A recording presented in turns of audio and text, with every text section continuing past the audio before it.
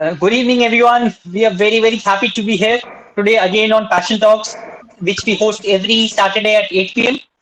And today on Ganesh Chaturthi Day, first of all, let me take this opportunity to wish you happy Ganesh Chaturthi.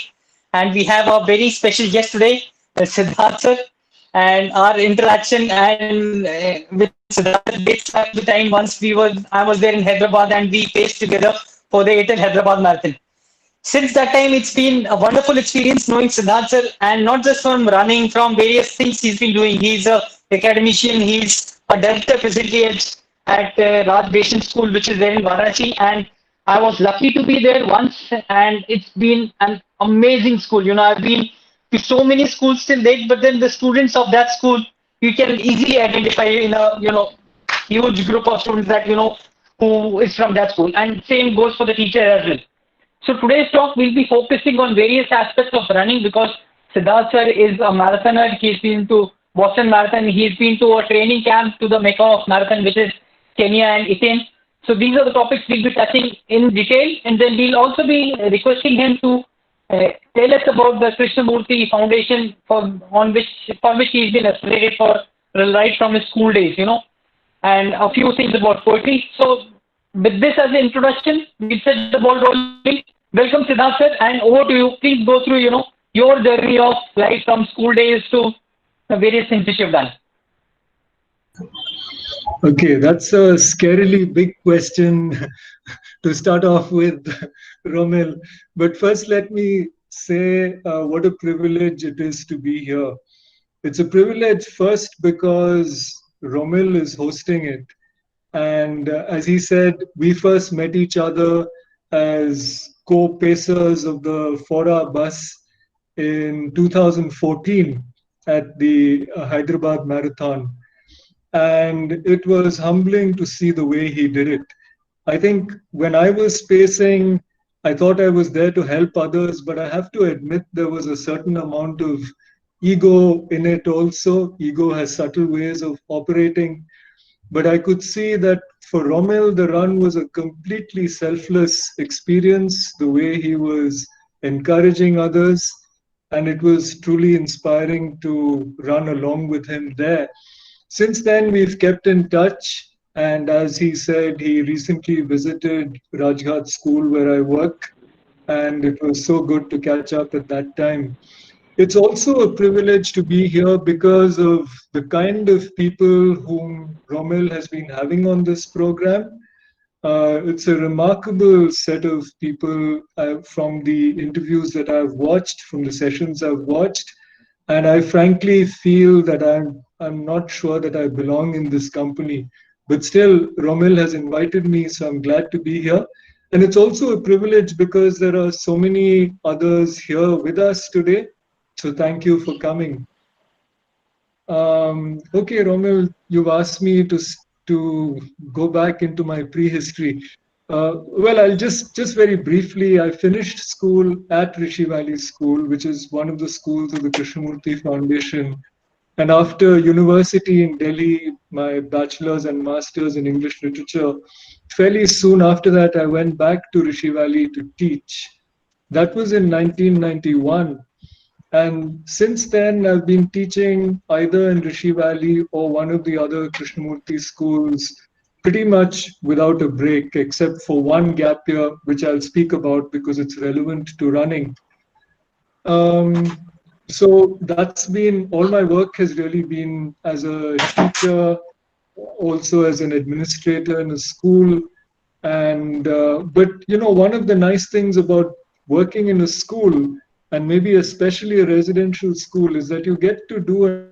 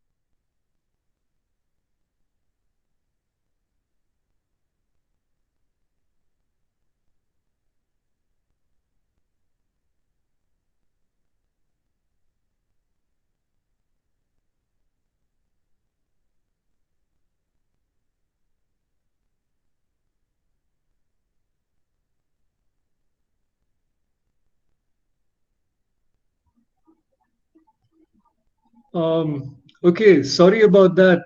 Romil, can you hear me now? Yeah? Could you say something? I just want to make sure I can hear you.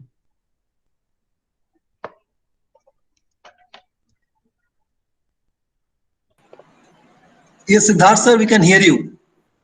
Yeah, okay, right. Okay, fine, thanks.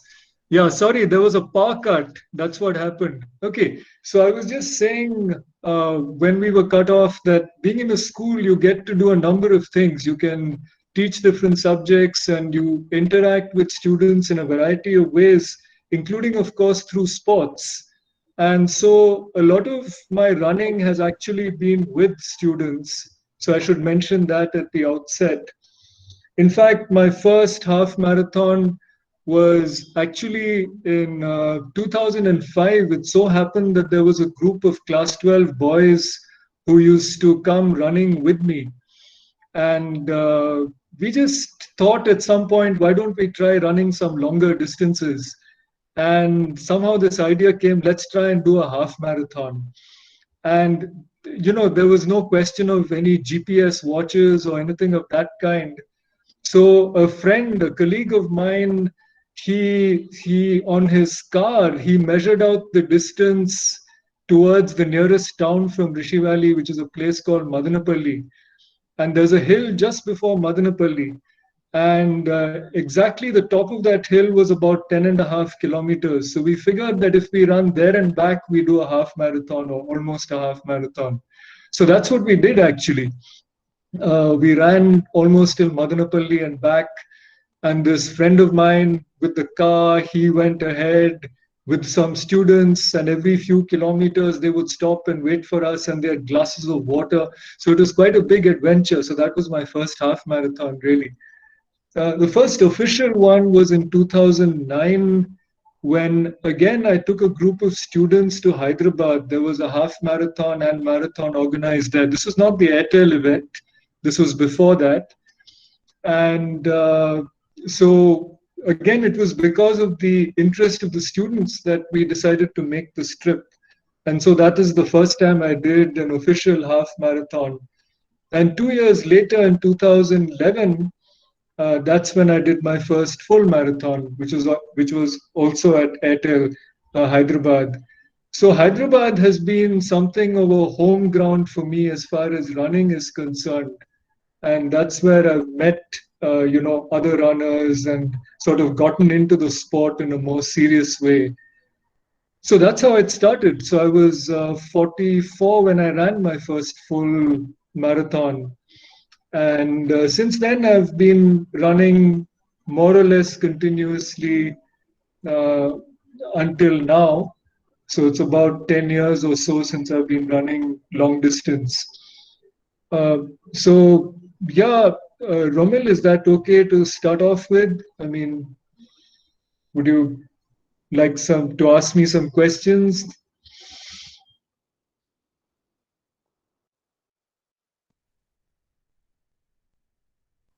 So that's been a wonderful, wonderful thing, sir, because so many things which I'm sure has got a lot of lessons. But then one thing I would like to tell everyone here, this way sir mentioned that, the first marathon we both faced together.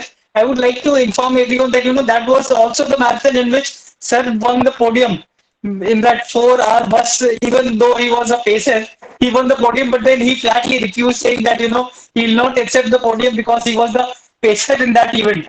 So that is again, what kind of person he is, we can all understand. So that was about the kind of journey you've had and the kind of marathons and things, how it all started. So that was one. But then, there's one thing as running, just running for this and then making up to Boston Marathon, because Boston requires lots and lots of, focus, preparation, and then making finally qualifying for that. Where did it all start to go for that Boston Marathon? Because I can fairly say that, if somebody just runs for casually, it will be very, very difficult for him to make it. How did it start in your case, that journey of Boston Marathon? Yeah, okay. See, when I ran my first marathon, I was quite ignorant. And I think my target for my first marathon should have been just to finish it. But somehow I had an idea that I should have a certain target time and try and do it in that time. And I had no idea how to set a target time. But I found that when I was running, I was able to, in training, I was maintaining a kind of 8-minute mile fairly comfortably. That's a 5-minute kilometer. So I thought, okay, 5 into 42, that's 210, that's 3.5 hours. So I should try and target about 3.5 hours. So, I mean, you laugh when you hear this. It's so naive. So when True. I did my first marathon in Hyderabad, I thought, okay, let me try and get somewhere near 3.5 hours and see what happens. Now, of course, I didn't make it in 3.5, but I wasn't too far. I did about 3:35 or so, which was not bad Wow. because Hyderabad is quite hilly, and I felt quite pleased about it. Now, why I'm mentioning this is somewhere quite early on, though I'd never really thought about Boston and so on. This whole idea of pushing myself to try and do the best I was capable of time-wise, that idea was there quite early. Now, Boston, the idea of Boston happened by sheer chance. What happened was in 2014, I happened to be in the US in a small town called Ojai in California, where the Krishnamurti Foundation of America has its headquarters. So I was there for some meetings. And when I was there was a marathon being organized locally. And it's called the Mountains to Beaches Marathon because it starts in Ojai, which is in the hills, and it ends on the coast in a town called Ventura. So it's from mountains to Right. beaches. Now, I thought, I've come all the way to America. It would be fun to try and run a marathon here. And I hadn't been training for a marathon. This was sometime in May. Uh, to cut a long story short, I managed to get entry through a shop from which I had bought a pair of shoes because they had a few places allotted to them. Otherwise, it had been sold out months earlier because, as I discovered later, it's a very popular event for people to try and qualify for Boston because it's a net downhill. So, anyway, I ran in this event without much training, but I thought since it's downhill, I may be able to do it reasonably well. As it happened, there for the first time, I actually finished under 3:30. That was the first time I went under 3:30, just under 3:30, only Wow. because of the downhill. Okay, I mean, I didn't deserve that kind of timing because I was nowhere near ready. Now, the connection with Boston is this, that there was another, at some point while I was running, some guy tapped me on my shoulder. I was wearing a Hyderabad marathon t shirt, and this guy said, "Are you from Hyderabad?" I said, no, but I've run there. And this chap was from Chennai and he had also run in Hyderabad. He was in the Oh, US nice. for some short term project. So we got talking. Now, he was young and he was a better runner than me. He finished ahead of me, but I met him again at the end. And when I told him my time, he said, your time, that should be a Boston qualifying time. That's the Oh, first time I heard about that. I didn't even nice. bother to find out whether it was or not. I'm not sure. It may have been 3:30 or around that time they changed it to 3:25 for my age group. So it may Right. not have been a Boston qualifying, but that's the first time I heard of it. And after that, I started thinking, okay, maybe this is something within reach. Of course, you set yourself targets. And of course, as I said, there's a certain amount of ego involved in the whole thing. You sort of want to prove yourself a little bit. And the first time that I actually sort of trained to try and go for the timing was Spice Coast in I think 2015, and at that time the Spice Coast Marathon in Kochi, for a few years it was an official Boston qualifier for a few Yes. years. Right. And that time for my age group the qualifying time was 3:25. I did about 3:26, so I missed it, but it was a nice run. I felt good at the end of the run. And then in 2017 in Bombay, I actually did manage to qualify. And so 2018 is when I actually went to Boston. That year Right. was a kind of gap year for me. I'd finished my term as principal at Rishi Valley. And in April, which was just after I finished, that was the sort of start of that off year for me. So I went to Boston, and Right. 2018, in case, I mean, for those of you who've been following what happens at Boston, that was a crazy year weather-wise. It Right. was extreme rain and heavy wind and so on and so forth. And to cut a long story short, I dropped out of it a little under halfway because I started getting symptoms of hypothermia. Now, Right. there's an interesting story behind that also. At the time I dropped out, I could perhaps have pushed myself a little longer. And, I was just running slowly because I was also carrying injuries into it. By then, I'd got severe plantar fasciitis for the previous 2, 3 months. So I was actually fairly relaxed about Boston because I had no time goals in mind. I thought, let me just enjoy the run. What happened was, before the run starts, there's this waiting area, the village where people wait. And it was raining heavily. It was miserable weather. It was slushy, freezing cold. Runners were all huddled up. I was in the second wave. There are 4 waves. And the first wave had just started. And I was with many others in a tent. They'd set up a tent. And suddenly one person came there and started talking to the runners. And I recognized him. Okay, this is Scott Jurek, who's a Wow. he's a legendary ultra marathoner. Ultra And I marathon. had, yeah, and I had just finished a few months earlier reading his book called Eat and Run. So he Right. came there to sort of cheer people up and say, in this kind of weather, you once you're warmed up, you can do a good run, you won't get dehydrated because it was really miserable weather. But then at one point he said, but you need to be careful about hypothermia. And somebody asked him, how do you know if you're getting hypothermia? And he said, well, if you find that you're running and at the same time your core temperature is going down and you find yourself shivering, that's a clear sign of hypothermia, in which case you should pull out because it's dangerous. And about 10 miles into the run, 15, 16 kilometers, I found that that's exactly what was happening. I was running and I was shivering, and I was shivering uncontrollably. And, I had just started my trip to the US and I had another month and a half to go because I had some other work there. I had a series of meetings with Rishi Valley Right. School alumni as fundraisers and so on. So it didn't seem to make sense to take the risk of, falling ill. So I pulled out. So that was my Boston experience. So I Right. can't call myself a Boston finisher.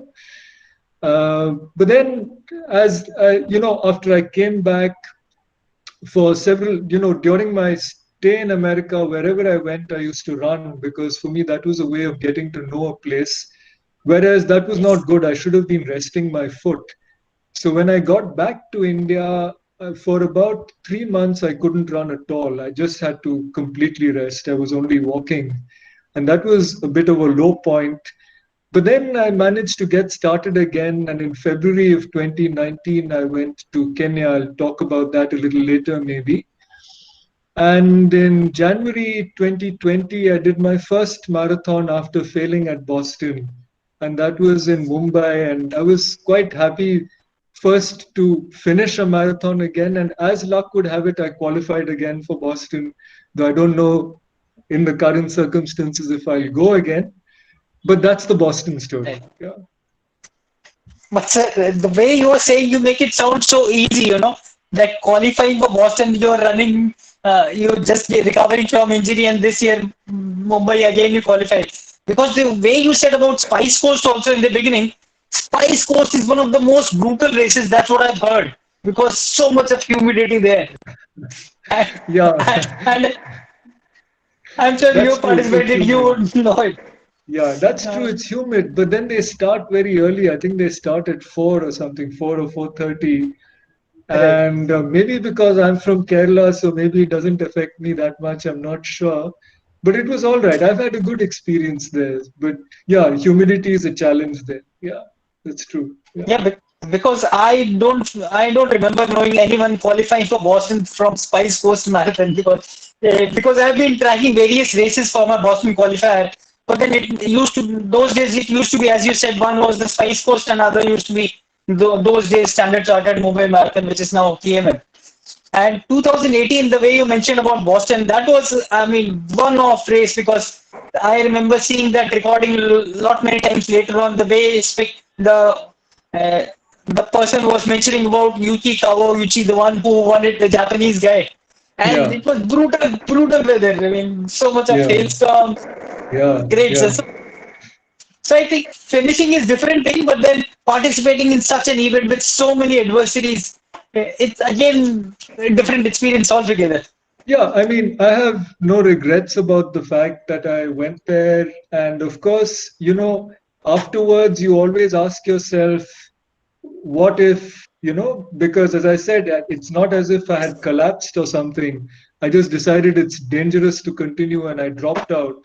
So you keep Right. asking yourself later, once you forget what the conditions were like, what if I'd pulled on, another mile or so, maybe it would have gotten okay. But these kind of what ifs, there's no answer to that. What I would say, however, is of course it was a blow in many ways because psychologically, till then, I'd never had that kind of setback of not finishing a run and or something of that kind. And it took time. But I think, when something like that happens, it's also a time for introspection. You sort of redefine your goals, you take a back seat, you start looking at the sport in a different way. So I would say that, well, what is sport without setbacks? I mean, even for amateur sports, people like us. So it's fine, really. I mean, if I look at what it meant in the course of my running history, I don't regret the experience at all. Absolutely, sir. The way you said, I would 100% agree to it because that's what sports and I mean these things teach us. Initially, I'm sure everyone feels bad the moment such a thing happens, but then in the long run and on a higher perspective, you see there's so many things a person learns from Yeah, such experiences, which in fact you don't even learn it had you finished the run completely. So the learning from these things is immense. That yeah. reminds me, the first time I had heard your name was in one of the Hyderabad runners' mail. That was before we had met. So Amit Samarth had mentioned that he was running a race and then Siddhartha overtook or so this thing was going on. And there's another Siddhartha in Hyderabad runner, Siddharth Nambiar. He's recently shifted, I mean, not recently, for some time back, he shifted to Mumbai. And that time I was wondering, whenever Siddharth runs with us, Siddharth Nambiar, he's running so slow, but then how come he's competing with Amit Samarth in that event? So that was, now it's just while talking to you, I realized. So what was that event, sir? If you Uh, remember.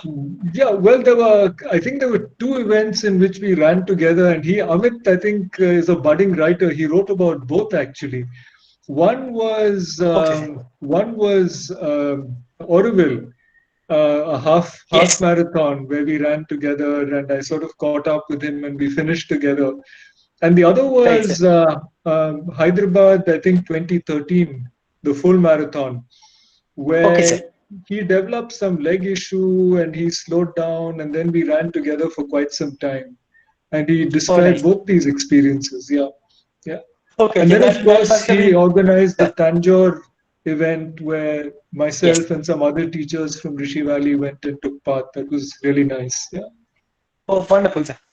So now tell me, sir, there's one thing like running and participating in various events, but I've seen you not just running yourself, you get your students also motivated to participate in marathons, be it ATL Hyderabad, or in fact, once I was at Rajghat school, that time I saw your teachers also, they were also into running. How does this happen? Is it they get motivated seeing you, or how does it all happen? They get encouraged to running along. Well, to begin with the teachers, I think there are a couple of them here actually, so I better speak the truth. I think they are independently motivated runners. Really, I don't think they have taken much from me. We've sometimes run together, but we have different schedules, so even that isn't a constant thing. Right. And it happened in Rishi Valley also. Yeah, maybe some people saw me taking part in events and therefore they also decided to take part in events. Otherwise, they were just running. As far as students are concerned, you see, what happens is that At school age, students don't naturally take to long distance running because Yes. long distance running is not the most exciting of sports at that age. You know, you want to play contact sports, or if you think of athletics at all, you think of, the sprints or the jumps and things of that kind. Yes. Long distance running is considered a bit nerdy. You know, it's the people who are not really into sports and so on. Not They're the ones who yes. end up doing long Absolutely. distance running. But it so happened, as I said, in 2005, there were others who were quite keen runners. And, you know, Okay. once you have a group of students running, then gradually that becomes something of a culture. And from 2009 onwards, at least until the time, as long as I was in Rishi Valley, every year there were at least a few students who were keen on running. Some of them were natural athletes, and they were quite good. It's not that I needed to do much to train them. I just needed to encourage them. But in a few cases, there were students whom I sort of encouraged, almost pushed into running for different reasons. Sometimes they were people who had low self esteem, they were not good in other sports. And that way, running is a very democratic sport, and especially long Yes. distance running. Really, anybody can do it, I feel. And I felt it would be good for some of these children to get into a sport and build an exercise culture and feel better about themselves and so on. So the amount of training I did depended very much on the kind of student. As I said, some of them were natural athletes. It was more a question of slowing them down, helping them develop the patience you need for long distance running. Yes. Because students, again, 16, 17, you're not patient. You want to do Yes. every run as if it's a race, as if you're testing yourself. And as all of us know who are interested in it, that's not the way you train. Whereas with other children, it was a question of gradually helping them build their fitness, encouraging them, and helping them see it didn't matter how slow you went, that wasn't the point. And a few other teachers also got interested in this. In fact, right now in Rajghat, there's quite a lively running culture. Sadly, it's been affected right now by COVID. Right. There's one other teacher, of course, Anand, whom both of us know, who is an ultra marathoner. There are a few others who are also interested in running. At least one more person who also I saw here a short while ago, Dipankar. He's also run Dipang. marathons. Yes. And as I said, these campuses are good places to run. Rishi Valley, especially because it's out in the countryside. In Rajghat, it's more of a challenge because it's very crowded everywhere. But we have also found some nice routes to run, and the Right. children join us. And so it's a question, I think, of building a kind of culture in which people are drawn into running, and I think that's been happening in these schools, which is nice. Wonderful, sir. In fact, I was about to ask whether there is any criteria for you while selecting the teachers, whether what is the half marathon or a full marathon timing before you take them as teachers there, because it was Yeah, yeah, encouraging. yeah. Non-runners need not apply. That's what. Because the Pankar sir also once I was there, I remember him interacting with us regarding various events he's been Yeah, participating. So yeah, that's very nice. And yeah. another thing which I don't remember having told you, because there was one of the events wherein I met one of your students. She was in college in Delhi and she was from your school. And the moment your name came, and she was all so happy that she's been running marathons since the Right, school time and all. That was so right, wonderful, sir. right. So next thing, we come to the main topic for today, which is the first time I'm meeting anyone who is been to Kenya, trained with the best people. I've seen lots and lots of documentaries which are there on YouTube, but then I would like you to please dig deep and tell how it all happens there. What is this Okay. system all about? Yeah, what I'll do is I have a few pictures from my trip to Iten in Kenya, and I'll try and Right. present them. And while presenting them, I'll talk. And then at the end of the presentation, if there are questions about it, I'd be happy to take questions. So I won't start by talking much about it because I think I'll say what I want to in the course of the pictures. But just before I start, I'll just say this, that Iten Iten is a very small town north of Nairobi. It's in the Kenyan highlands, overlooking the Rift Valley. It's a very beautiful place, isolated. It's a rural area.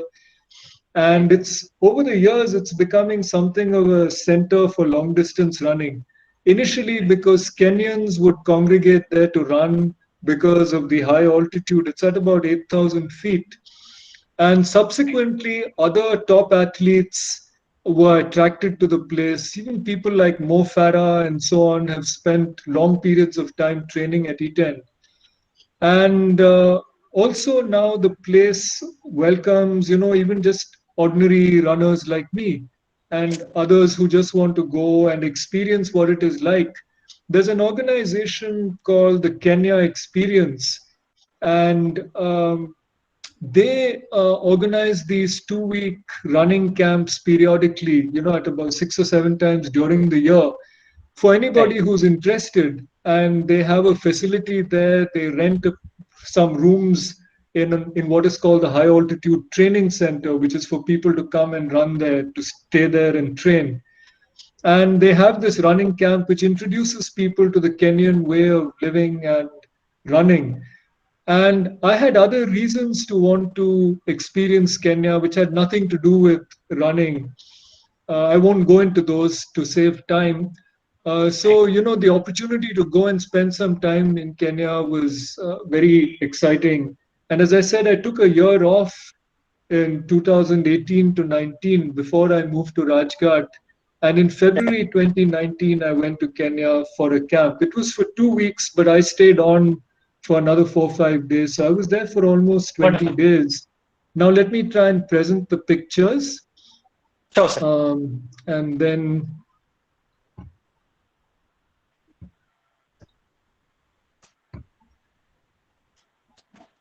okay, Romil, is the picture visible? Yeah, it's just saying, you're presenting. So I guess it will Okay. take a few more seconds. Okay, tell me when you can see it. Definitely.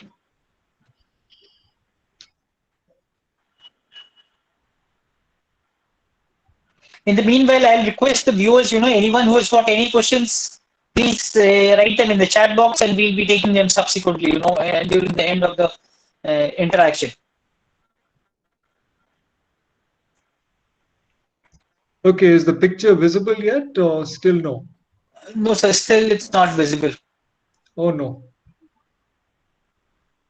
I remember during the dry run, it came much quicker. Right. That's what I think Murphy's Law is all about. Yeah.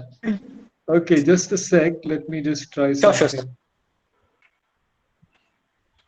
So all those who are listening, now we're going to speak about the interaction Sir had once he had gone to Iten in Kenya about a running camp which they scheduled for about 14 days. And after the camp also Sir stayed there for some more time, about 4 or 5 more days. So those pictures which is going to present now are those training pics which he took during that place. And for all those who have not heard about Kenya, so Kenya and their training, then I mean, I'll recommend you have a look at YouTube because there are lots and lots of runners these days, especially long distance ones, who go there and train apart from the people who already belong to that place. So it's kind of mecca of long distance running. And any present long distance runners, right from 800 meters to marathons, and these people are doing great job over there. And it's been going for quite some time now.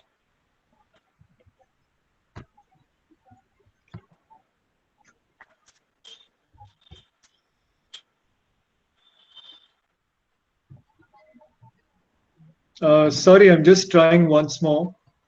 No worries, sir.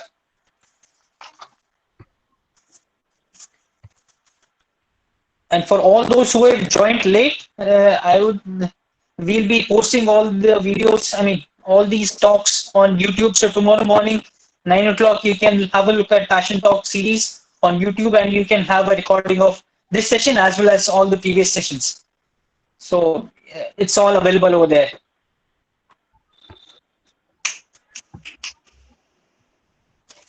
Meanwhile, let me have a look at the questions which we are having. Yes, sir, now it's visible. Can you see the picture? We can see, sir. Okay, I'm so glad. All right. So This is just a generic view of what it looks like from E10 looking down. As you can see the valley floor. That's the Great East African Rift Valley. There's a lake there and highlands on the other side. It's a very beautiful area. The land drops off sharply down into the valley. Can you see the new Yes, sir. picture now? Yeah. We can see, sir. Okay. So this is an iconic arch. There are actually two of these arches on both ends of the town. Welcome to Eton, home of champions. That's not an exaggeration. It's true. So many of the top runners have come from this area. Eliud Kipchoge, whom we all have heard of, trains very close by in a place called Eldoret. And this is our group that was there for this camp. I'm sort of standing at the back over there. Okay, and this was our first run. Now you can see here there's road, and on the side there you can see mud track. Most of our running was on mud tracks, and this is one of the things which is important, I think, to Kenyan running. We'll talk about that in a minute.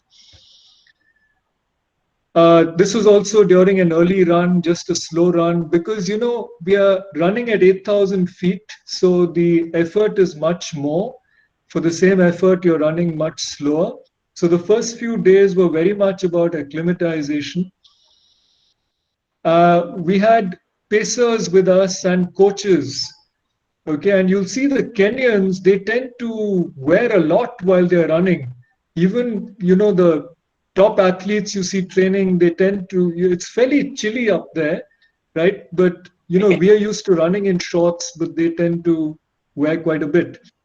So this is typical terrain in that area. It's full of paths of this kind. This particular one is quite broad because they're making it into a road, but usually it's narrower. You can see it's up and down, it's stony. So running can be a challenge because you have to keep adjusting your feet. You have to be very careful not to fall, especially when you're doing sort of speed work. So here, this is again during a run. That's me. But the reason I'm showing this picture is not because of me, but because of the person in red. Okay. Now, some of you may have heard of a book called Running with the Kenyans by a man called Adharanand Finn. And that's the book which, after reading, I first got seriously interested in exploring going to Kenya for some time. Finn came and stayed here for something like a year to basically try and understand why the Kenyans were such good runners. He profiles several runners, and one of them is a young man called Japhet, who eventually, goes to Europe and runs there and does very well. And this actually is Japhet. And he was one of our pacers. So you have a 2-hour, 10-minute marathoner who's pacing people like me. Okay. Right. Yeah, so that's the kind of one of the incongruous things that happens there. So this again is, this is the kind of terrain, as you can see. Okay, now here you see a track, and actually the track is under renovation. Now this is a legendary track. It's at a place called Kamarini, very close to E10. And this is where, some of the top athletes have trained, including people like David Rudisha, the 800-meter world record holder, and many others. And they do a track session once a week. And I just went there because I wanted to see this track for myself. And because we did track sessions, but we did them at another place because this place is under repair here. And this is a place a little lower down than E10, maybe a few hundred feet lower down towards the Rift Valley at a place called Tambach. And once in each of our 2 weeks of the camp, we went there. The first week really just to observe and jog around a bit. And the second week to actually do interval training there ourselves. And this is what it looks like when the Kenyans are training. Okay, they come in large numbers, and this picture doesn't really give you an idea. There are many, many more of them. And they were doing these 400-meter repeats and maybe something like 15 or 20 repeats at, at about 65-second pace or something like that, with maybe a minute's rest in between. So when they do these track workouts, when they do their speed work, they're really intensive. All right. But Right. that is balanced by the fact that the easy running is really easy. We'll maybe talk about that a Yeah. little later. Here's another picture of these guys. It's such a pleasure to just watch them run. So smooth, they hardly seem to touch the ground, they seem to be gliding over it. And there's me, less said about me, the better. Wow. So anyway, now another day we did sort of threshold runs. These are like tempo repeats, Right. where we did 6 into 5 minutes. I think 5 minutes each tempo run with 2-minute rest intervals at a sort of fairly sustainable but fairly hard. And this was in the late afternoon when the sun was strong. And in our group of about 15, there were only about 5 of us who actually did this run. Others didn't do it for various reasons. People had health issues or injuries and so on. And this is again at 8,000 Right. feet, so that makes it more challenging. This person is Hugo, who is a Dutchman. He's the head coach. I'll say more about him later. This is again during that tempo session, and you can see on this road, if vehicles pass by, you have to deal with the dust also. There's a huge amount of dust that's being thrown up.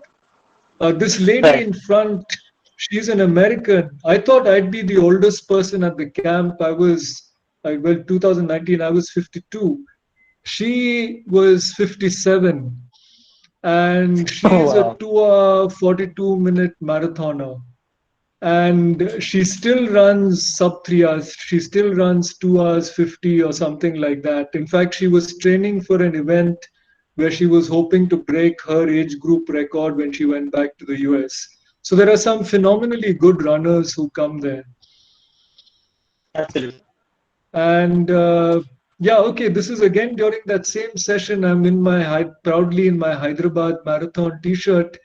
And the guy who was Right. pacing me, okay, David, he's a 2 hour, 6 minute marathoner. All right. So you're sort of rubbing Wow. shoulders with phenomenally good runners, but there in that environment, they are they are just like everybody else. Okay. So one of the startling experiences of being there is that your whole sort of orientation about what is a good runner changes altogether. Okay, now the other iconic weekly event is on Thursday. They do Fartlek. Now, Fartlek is there's a course on which they do it, which is about a little more than 4 miles. It's close to 7 kilometers. Somewhere between 6.5 to 7 kilometers, on very uneven and undulating ground. And all these aspiring Wow. runners, and you can see there are so many of them in the picture. They all come there for the Fartlek. And at the beginning, some lead runners decide what today's session is going to be. That is how many minutes running fast, how many minutes gap. On this was the first. This was the first. No, this was the second week when I was also there, and all of us also took part. And they were doing 1 minute intervals, so 1 minute fast, 1 minute slow, until you complete the course. And then Right. some of them would continue and do for another 15, 20 minutes. Now, the person who was leading Wonderful. that day is this man, whom many of us would have heard of, Wilson Kipsang. Now, Kipsang is a Yes. London Marathon winner. He's been one of the top Kenyan Right. runners. Unfortunately, recently he was in the news because of a doping suspicion, Yes. but he's again one of those Right. legendary figures. And he actually was leading this fartlek in which we also took part. Of course, we were right at the back, but still. This is what it looks like when they're running. Okay, look at the path, look how uneven it is. And they're doing this really fast, some of them barefoot, all right, though by now most of them are in shoes. Okay, a few women among them also. Now, what makes them do this? These are all aspiring runners, because for them to make it big in running can mean changing their lifestyles and maybe the lifestyles of the villages from which they come also significantly because of the money that they can earn. So there's a very high level of motivation. So hundreds of runners from around Kenya come, and knowing that not all of them are going to make it big. This is again during the Fat Lake, and this is some of us. Okay. And this is at the end, and another person, one of the girls who was part of the camp, and I were just jogging back to where we were staying. But again, what is interesting in this picture is the figure in orange. That's again Wilson Kipsang. So, Oh, after the fartlek was over, he and some others were just continuing. We were jogging back, and these guys were still, running at full pace. Okay, so this is head coach Hugo. Now, Hugo has an interesting, he is himself an elite marathoner. After retiring, he's an elite coach. And he has an interesting connection with India. He trains India's top long distance runners. So he's often in India. They have a training camp in Bhopal. So he's there. He's quite familiar with India. He was also a brand ambassador right. 1 year for the Airtel Hyderabad marathon. And he was also That's, our head coach. And it was really nice because oh, apart from the coaching sessions, we had individual sessions with him where we could discuss our personal questions and so on. Now, this was the main Kenyan coach with us. His name is Collins Kibbett, and he's an 800-meter runner. And he is with his sister Sylvia Kibbett, who's a twice Olympic silver medalist in 5,000 meters. Sorry, not Olympic, World Championship silver medalist. She's an Olympic bronze medalist. Okay. So, it runs in these families. And there's another sibling who's also an Olympic medalist. And we all went to oh, meet Sylvia at her home. She's now training for marathons, actually. So that's Sylvia Kibbett. And the person whom I'm shaking hands with is Abel Kirui, who is a two-time world champion in the marathon. In 2009 and 2011. And so we got to have an interaction with him. He was talking about his life training. He's one of Eliud Kipchoge's training partners in Eldoret. Okay, so this is Gavit Murali, who's India's top 10,000-meter runner. And he was doing a oh, several-month stint of training in Kenya under Hugo. And his story is so interesting. He was a construction laborer. He's an Adivasi. People oh, discovered he had running talent, and the Gujarat government sponsored his training. And he is now India's number one or number two 10,000-meter runner. And he was there, of course, and he was very happy that I was there, and somebody he could speak to in Hindi and so on. right. Now, St. Patrick's School is a school in Eton where some of the top runners have gone and been trained by this Irish priest. There's an Irish priest called Father Patrick O'Connell, not Father Patrick, sorry, Brother Father Colm Colum. O'Connell. And he sort of started this whole thing of systematic training for Kenyan runners. And so St. Patrick's School became a kind of center for these runners. And we visited the school and their museum. I don't know if you can read the figures. Are the figures visible? Visible, sir. Okay, so just look, these are school records. Now, these school Right. records are like some of our national records. Okay, for example, 800, 1 hour, 1 minute 43. 40. Okay, and the world record is, 141 or something like that. So, these are phenomenally good runners at even when they're still in school. And in the school, they have a tradition that the elite runners who make it big come back and plant trees. So here's one of them. This is a tree planted by Ibrahim Hussain. As you can see, he's a Boston and New York marathon winner. Right.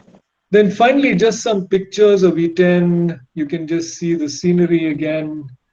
I felt very much at home there. It reminded me of Rishi Valley. This is when I was staying back. I used to go for long walks. Um, this is a typical mud construction in a village nearby. I made friends with some of these kids. They used to see me on my walks every day. And there, the kids also speak English. Most of the schools are English medium. Right. Yeah, and this is finally sunrise on the last day I was there.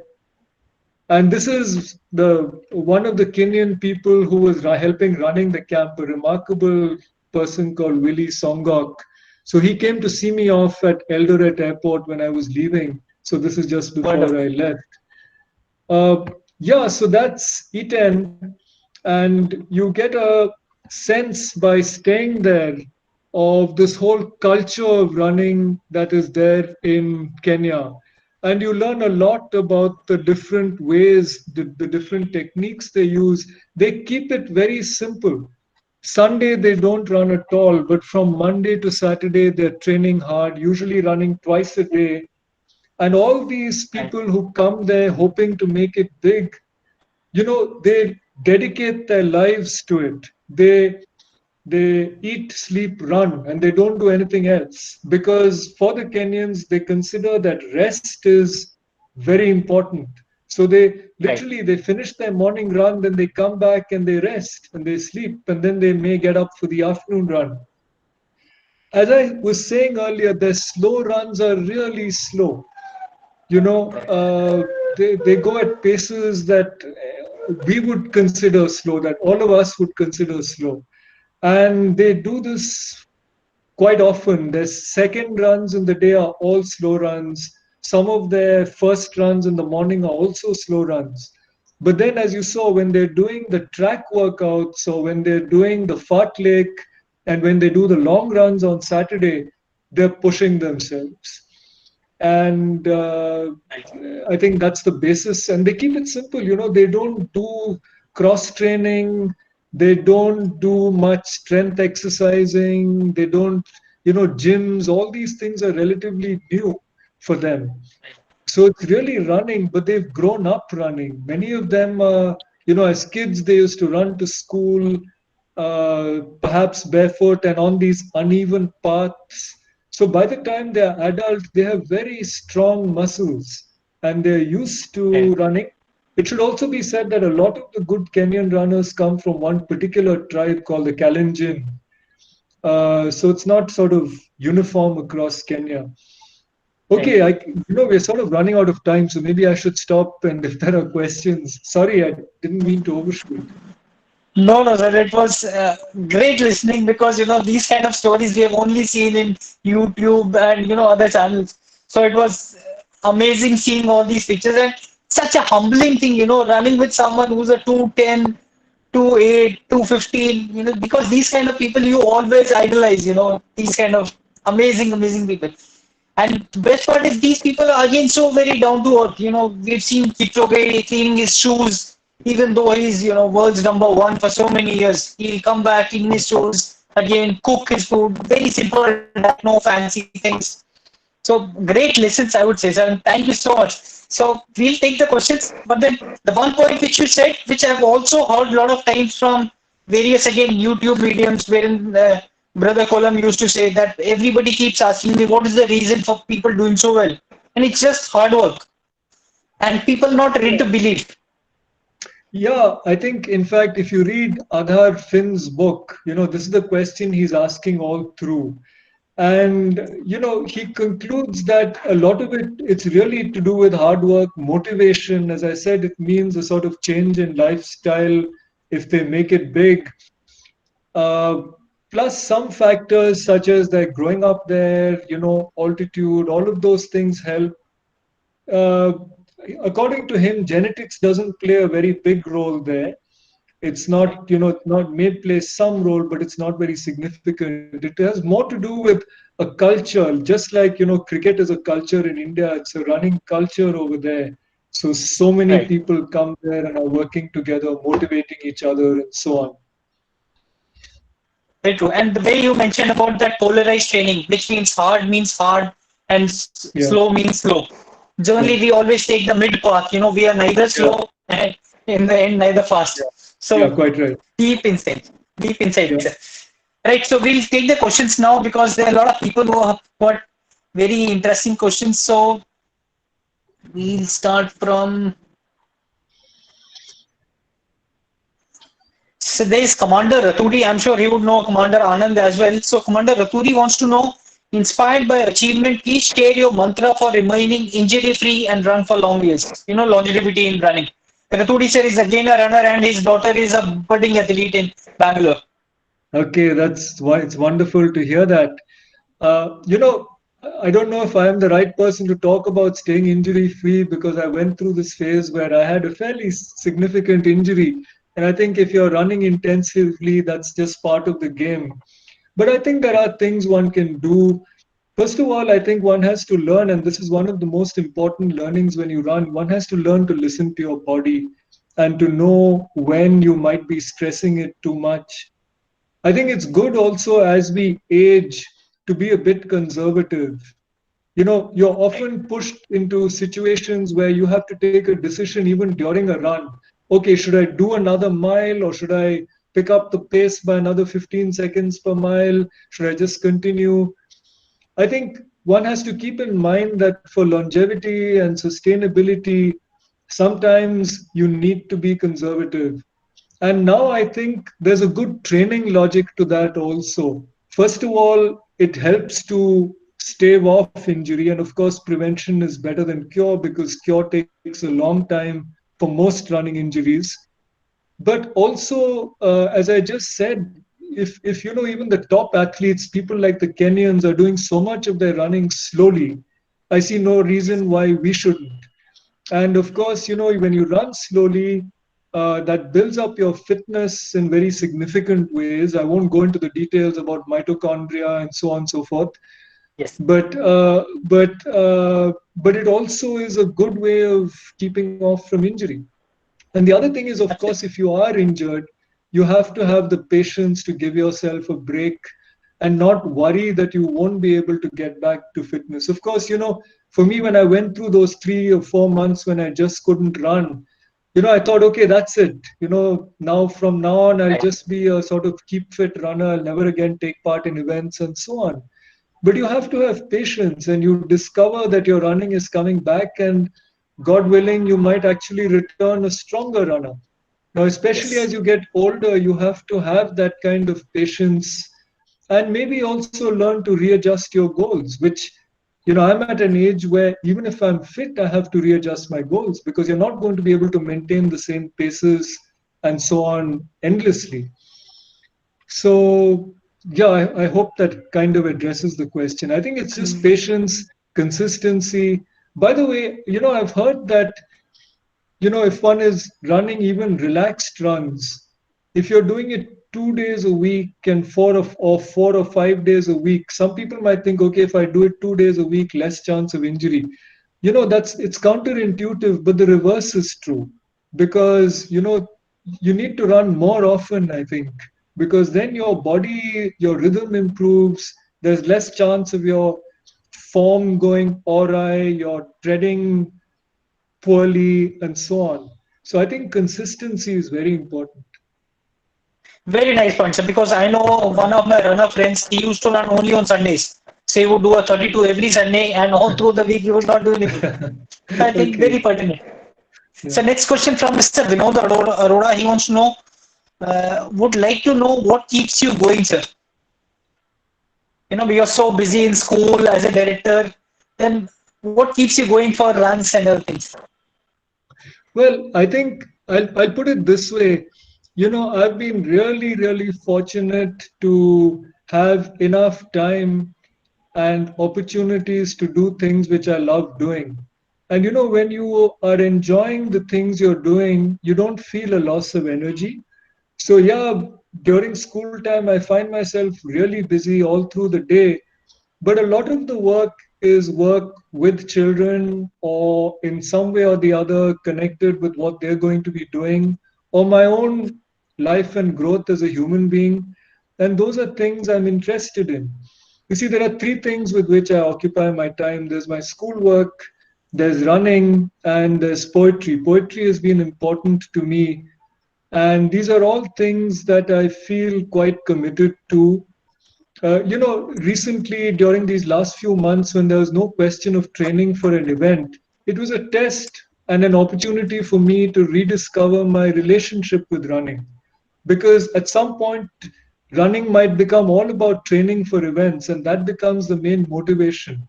So it's been nice in these last few months to realize that even without any events, my day feels incomplete if I'm not out early morning and doing at least some running. Likewise with poetry. So, it's just a question of finding things that you feel your life would be poorer if you couldn't do those things. In that case, you just do them, you find time for them, and you adjust your life around them, and that keeps you going. Very nice, sir. Now, Siddharth Rawat, he's another runner. He keeps running regularly. He wants to say, sir, great to hear you. Diet plan for Kenyans.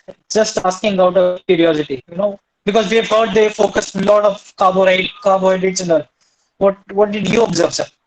Well, the Kenyans keep their food very simple. It's a rural diet. The staple of Kenyan running is this thing called ugali, which is actually just corn flour cooked in a certain way. It's a very simple thing to prepare. And people say, okay, this is the secret of Kenyan running, but it's just that it's just corn flour. It's like a thick pancake or something, and they have it with some curry. They have a lot of vegetables, fruit. These are all things which they grow. Not a lot of meat because it's expensive. So, if you Right. think of running requiring a high protein diet, well, the Kenyans don't. Maybe the elites who made it big and can afford it. Maybe they change their diet, but many of them are just eating very ordinary, everyday kind of food. Right. It's simple. Got it, sir. So another question. This is from Nishant. Nishant is, in fact, Ironman certified coach as well. So Nishant wants to know how does one enroll with this Kenyan experience and how much does it cost, for a 2 week camp? Yeah, okay. I think you can go online. It's called the Kenya Experience, and their logo Right. is Train in Kenya. If you just, these are the key words, you'll easily find it. It's a London based organization which was founded by a few British runners who had actually spent many years running in Kenya. The whole camp for me cost, I think it was just over £1,000. That included, obviously, it didn't include travel, but it included stay, coaching, local transport, plus a few other things. They take you to the town of Eldoret to visit some places.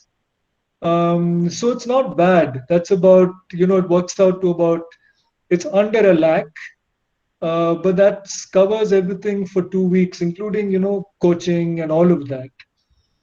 Got it. And I saw it as a once in a lifetime opportunity. Yeah. Of course, sir. So there's Mr. Sandeep. He wants to know book recommendations for basic and advanced running practices. Any books which has really Any touched you? books? Yes, sir. Well, I have to say I haven't read a lot by way of training books. One book which I did sort of read and follow for some time, and this was when I was quite serious about training for Boston, was this iconic Run Less, Run Faster book by three authors. Yes. And they have a training program based on what they call three key trainings plus cross training, but all that running is fairly intensive. They Right. don't advocate a lot of slow running and so on, though of course you have to build up a base. So that was one book which I read and used somewhat. Otherwise, the books that I have read on running are not sort of intensively about training. I've read Adhar Finn's books. Of course, I've read Chris McDougall's book about barefoot running. Uh, but I haven't read a lot about running, so I can't really suggest. I've read some of Phil Maffetone's stuff, both Right. articles as well as one of his books, and he has interesting ideas about fitness and so on. Correct. Another book I've sometimes referred to is The Law of Running, which is something of a Bible for runners by Timothy Noakes, who's a Right. South African sort of runner and uh, scientist. That I've dipped into from time to time, but there's no one book that I would sort of recommend. Yes, another book, sorry, that I read was a book called Natural Running, which Okay, talks sir. about transitions from running with heavy footwear to barefoot running. It talks really about correcting your form. I'm not a barefoot runner, though I sometimes do a little bit of barefoot running. But there was a period when I was running a lot in just ordinary Bata sandals. In fact, I've done a Right. couple of marathons in it. My quickest marathon was also in that, but now I'm back to running in shoes. Wonderful. So there's one interesting question. So we'll take it. This is from a student. He's doing doctorate at IIM Lucknow. So that interesting question is: did running had any role to play in your career choice of teaching at Krishnamurti Foundation or vice versa? That's an interesting question. You know, it's like Right. the accelerator and clutch in a car, they kind of move together, they need to be operated together. When I went back to teach at Rishi Valley, it certainly had nothing to do with running. I went back because there were other questions which were important to me in my life, and I felt that I would want to teach. And then running started happening. And as I said, long distance running happened much later. It was really perhaps only in 2005 that I began to regularly run more than 5 kilometers. By then, I was almost 40, I was 38, and it was, but the school certainly played a role in that because, as I said, the fact that there were students who were interested was a big motivating factor. So, being in a school environment where sport is important and children are playing sport twice a day, I'm sure that in many ways helped me with my running by creating the right kind of atmosphere and ambience for it. And because I wasn't living in a city where it's much more challenging, that also helped. Nice. Okay, so we are running short of time, so we'll take the last question. This is regarding nutrition. So, what is your take on the kind of nutrition our typical runner should have, sir? And this is last before we come on to the poetry. We would request you to recite a poem for us, sir. But then nutrition first. First, nutrition. Yeah, I think nutrition is more important than poetry. Now, first of all, let me admit that I'm very careless about nutrition. I don't mean that I eat unhealthily. I eat healthy food. And you know, Right, the Krishnamurti schools where I've been working are all completely vegetarian, though we have eggs. And the food is quite simple. And frankly, I feel that the food that we regularly eat in India is very good to support cardio activity like running because the Indian diet includes uh, pulses, it includes vegetables, right. fruit, milk as another source of protein. So even if you're vegetarian as I am or have become, I think there's enough good food. I have never sort of tried any special dietary supplements. I don't take gels. I've never taken gels, even during a run. And I don't really take these energy drinks either, except during a marathon. You know, I might sip a little, but I don't use it while training. So I'm not a good person to advise on nutrition. There are people who've studied it, and I'm sure if you're really serious about it, it's good to study it. But I'm the wrong person to say anything about it. Right, sir. So, last request to you, sir. Poetry. Okay. Some All for right. About poetry. Well, as I said, poetry has been as important to me as running. I've published a few books and I spend some time every day on poetry. And actually, wonderful, sir. poetry and running are in competition with each other because both are things which I like to do early morning. So, you know, Right. my ideal of a good start to the day is to be up early, get in an hour's run or so, and then come back and have enough time to work on poetry also. But during school, that can be very challenging because our school day also begins early. Right. One odd thing is that though both of these things have been important, very little about of my poetry is about running. But somewhat recently, a few months ago, I was working on a set of poems about time and about Yeah. sayings relating to time. You use phrases like a matter of time, or you say, you might say something like on killing time. These are phrases we just use. And there's also True, sir. this phrase racing against time.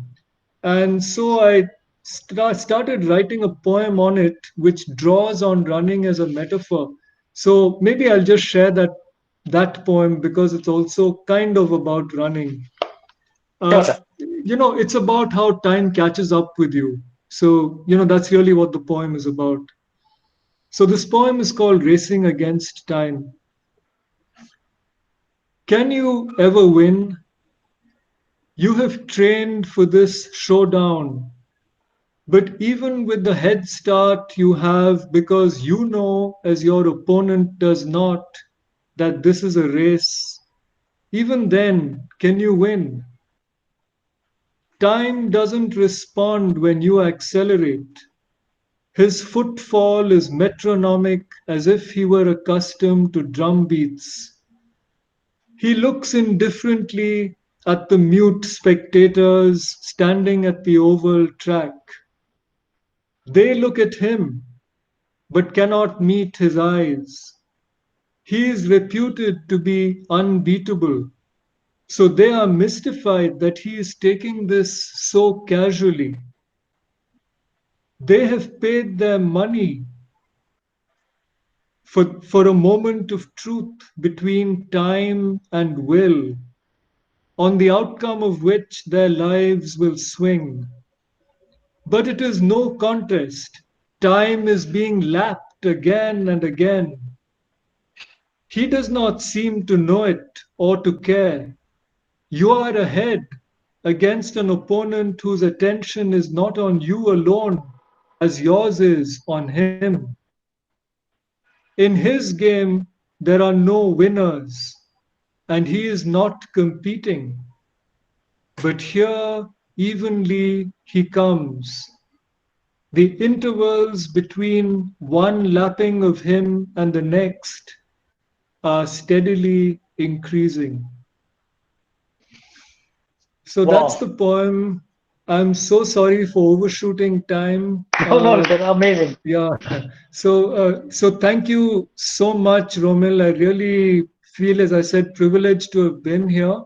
And I'd like to thank everybody who attended this session also and for some great questions. So thanks all and all the best to everybody. Thank you so much, Siddhartha. I mean, it's been amazing listening to you, and I wish we could have gone on and on because there were so many things we could have touched. We'll take it offline. And thank you so much, sir, for your time. And we understand, you've been sleeping early, and today has been a day wherein we had to really request you. And thank you so much for agreeing, sir. Really appreciate your time, Thank and wish you. you all the best, all the best for future. And we'll keep meeting Thank you. someday, sir. Thanks, Romil. Let's be in touch. Yeah. Right. Thank you, all the Bye. viewers. A great time today. Bye bye. Good night. See you next Saturday Bye. again, same time. Bye. Jai Hind, sir.